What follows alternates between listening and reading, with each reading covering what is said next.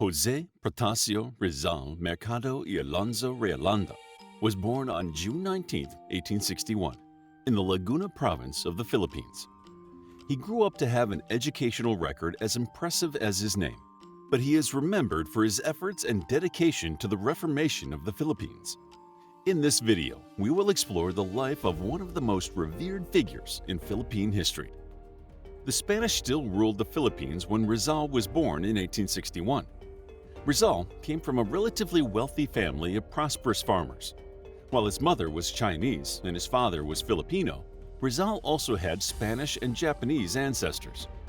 In 1849, the Governor-General of the Philippines decreed that any native or immigrant families should adopt a Spanish surname from an official list.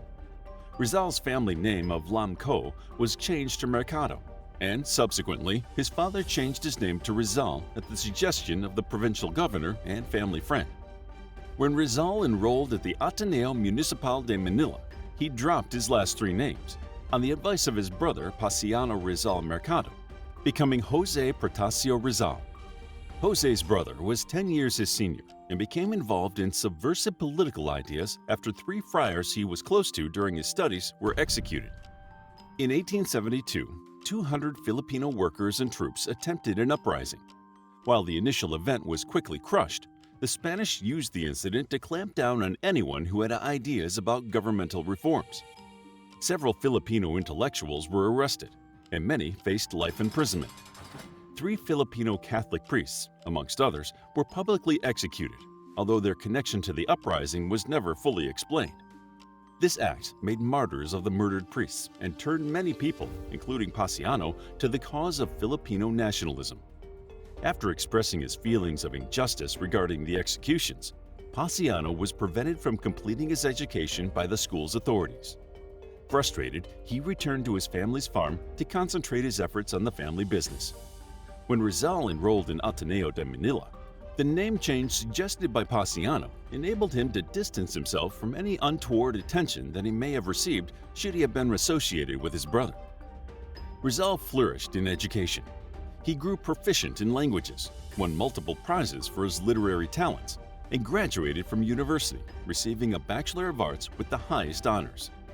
In 1882, Jose traveled to Madrid to continue his studies. Unbeknownst to his parents, Paciano had enlisted the help of their uncle, Antonio Rivera, to facilitate Rizal's travel abroad. Rizal enrolled at the Universidad Central de Madrid, studying medicine, philosophy, and literature.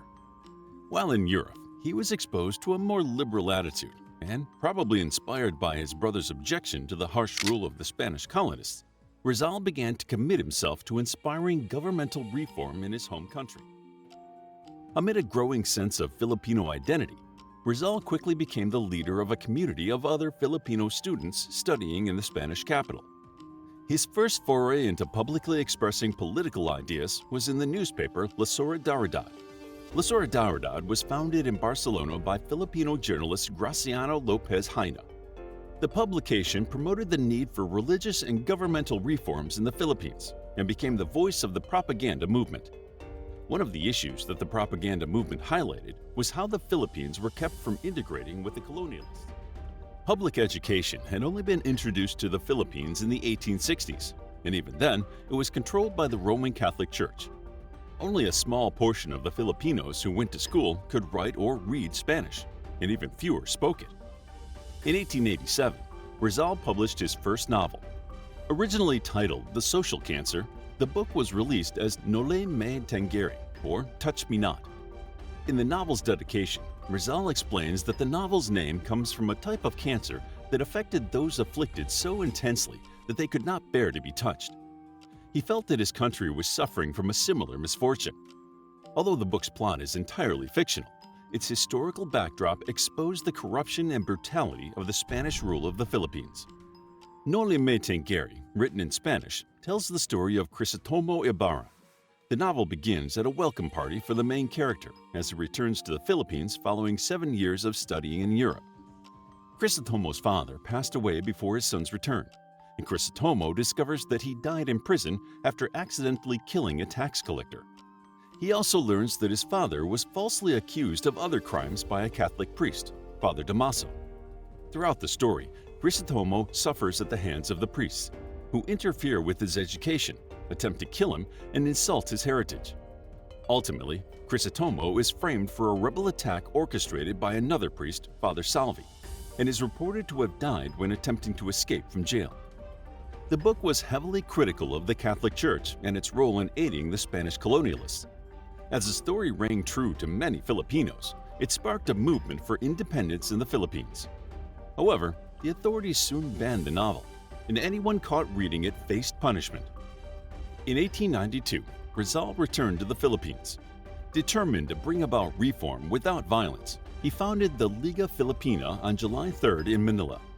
Rizal hoped the League would foster a united spirit among Filipinos and offer mutual protection and support for its members.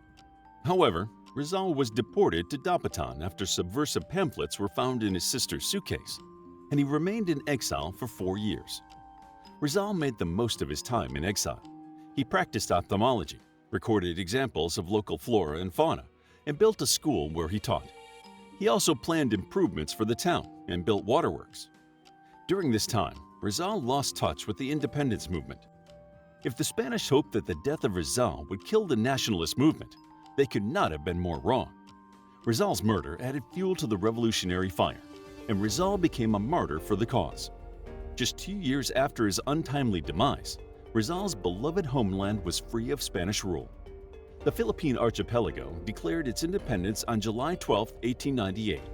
However, this was just the first step on the long road to autonomy, ending on July 4, 1946. Rizal remains a national hero of the Philippines and continues to inspire many with his patriotic devotion, compassion, and pacifist ideals. The national democracy in the Philippines today owes a great deal to the ideology of Dr. Jose Rizal.